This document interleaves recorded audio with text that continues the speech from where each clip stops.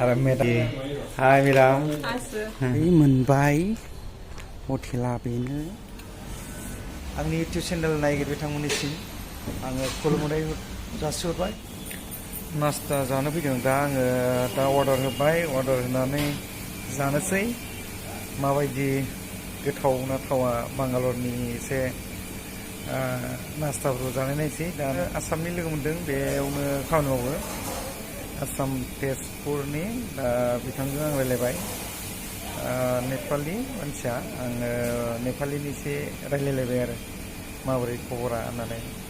order होबाय आं दा बिसिनि लोगोफ्रा बेयाव खामानि मावो दा रायदावदों आंखौ आंबो मोजां मोनदों आरो दसे बांगालरावसो मोनो बिनि पार्ट्सफोरखौ बिनि पार्ट्स बुस्थु नांगौ मा नांगौ मा नाङा बेखौ बांगालरावसो मोनो बांगालर आरो इन्दुराव मोनो बांगालराव फैनाय जादों आरो मानो इसिबां गोजान लाबोनांगौ सानगोन मानसिफ्रा जोंनि जायगायाव मोना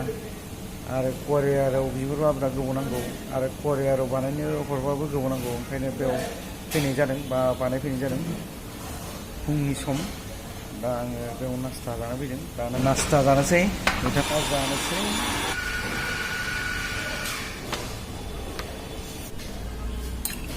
गोथावलै जानो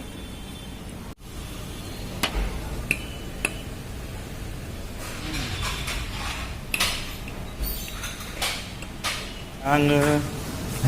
जाखांबाय दा नोंथां केटनावा असम से आसाम आप वेस्ट बंगाल वेस्ट बेंगल आदसा बिथां वेस्ट बेंगलनि हाय आरो बेयाव गुवाहाटी तेजपुरनिबो मावो हिंदी से बोलो कैसे लग रहा है बंगाल बहुत अच्छा है अच्छा ना अच्छा कितना दिन हुआ आपको इधर हो गया ना 9 months हो गया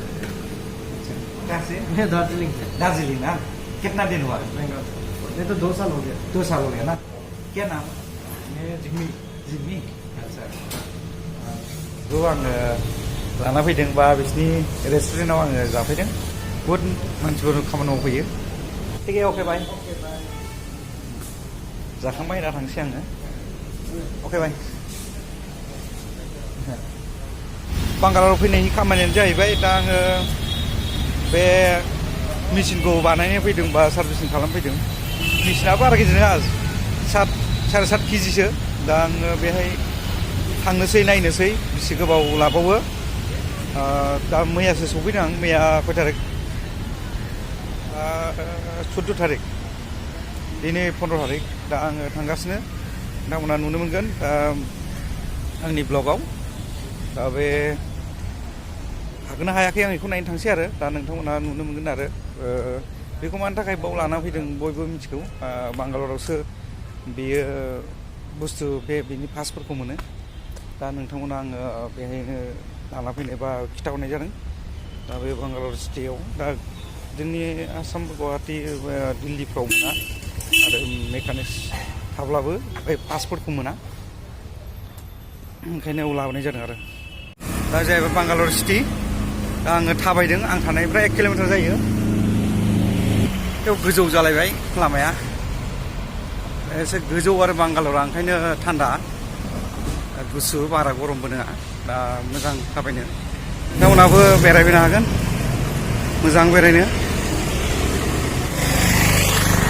आं थांग्रा लामाखौनो बावबाय हनै बिदि दा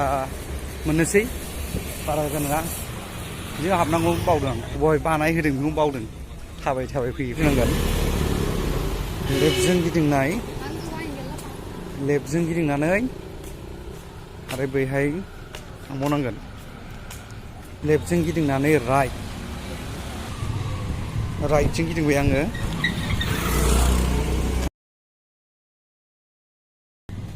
नैबे राइटजों थांबानो बे दंफां सिङावनो दं आरो बे मोजां जिरायनोबो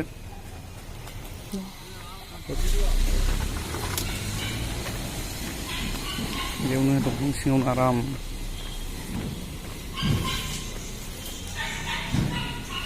नैबेनि जाहैबाय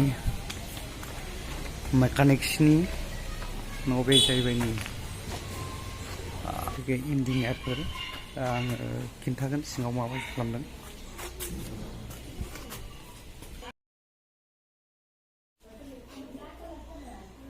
ये हमारा अंकल का ऑफिस ये अंकल और मैडम हाय मैडम मैं आसाम बोधलेण्ड से आया है गुवाहाटी